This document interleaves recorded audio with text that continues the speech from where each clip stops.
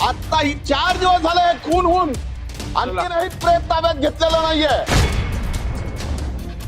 मी हे आपल्याकडे पाठवलं होतं, त्यानंतर आपल्याकडून परत इथं आलंय.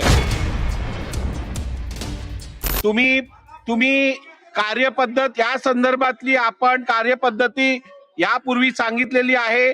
तुम्ही सकाळी काय महत्वाचा मुद्दा आहे त्या संदर्भातली माहिती अध्यक्षांच्या दालनात सबमिट करावी.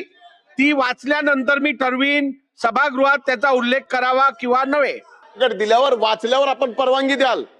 मी हे आपल्याकडे पाठवलं होतं, त्यानंतर आपल्याकडून परत इथं आलंय. अतिशय बाब गंभीर आहे. बीड जिल्ह्यातील केज तालुक्यामध्ये असं नाही चालत. अध्यक्ष महाराज, आता ही 4 दिवस झाले खून होऊन आणखीनही प्रेत ताब्यात घेतलेलं नाहीये. अध्यक्ष महाराज, ही बाब अतिशय गंभीर आहे. म्हणून मी आपल्याला या ठिकाणी सांगतोय की ज्या ठिकाणी ही घटना घडली, ही पुन्हा केज तालुक्यामध्ये घटना घडलेली आहे. घुले कदमवाडी या परिसरातली ही गावकरी नावाच्या एका हॉटेलवर या ठिकाणी घटना घडली. ज्या घटनेमध्ये मारायचं होतं एकाला आणि हॉटेल मालक गेला सोडवायला, त्याची हत्या झाली आहे. आणि ती हत्या अध्यक्ष महाराज कट रचून झालेली आहे. आणि कट रचून झाल्यामुळं आज त्या ठिकाणी 9 आरोपीचे नाव घेतलेत. 3 आरोपी अटक केलेत अध्यक्ष महाराज. पण यामधला जो खरा सूत्रधार आहे, त्या सूत्रधाराचं नाव घेण्यासाठी पोलीस जाणीवपूर्वक टाळतात.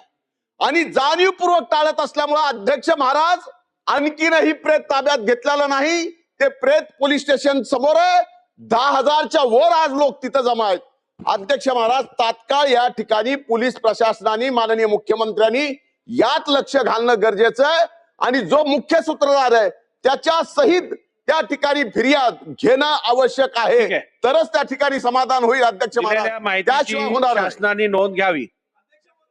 मंत्री महोदय, दोघांपैकी तिघांपैकी एकाने नोंद घ्या. नोंद घेण्यात येईल. खाली बसा, सगळ्यांचेच बसा, खाली बसा, खाली बसा, खाली बसा. या संदर्भात थांबा जरा, रुलिंग हवंय की नको आहे? सन्मान्य सदस्य जयंत पाटील साहेबांनी, त्याचप्रमाणे सन्मान्य सदस्य विजय वडेट्टीवार साहेबांनी या ठिकाणी एक पॉइंट ऑफ प्रोसिजर व हरकतीचा मुद्दा सादर केला. त्या संदर्भात मी यापूर्वीही या संदर्भात रुलिंग गेल्या अधिवेशनात दिलेलं आहे. तरीही परत मी या संदर्भात बोलू इच्छितो की भारताच्या संविधानातील अनुच्छेद 164 जर आपण बघितलं तर त्यात कलेक्टिव्ह रिस्पॉन्सिबिलिटीचा उल्लेख आहे. त्यामुळे मंत्रिमंडळातील कोणताही मंत्री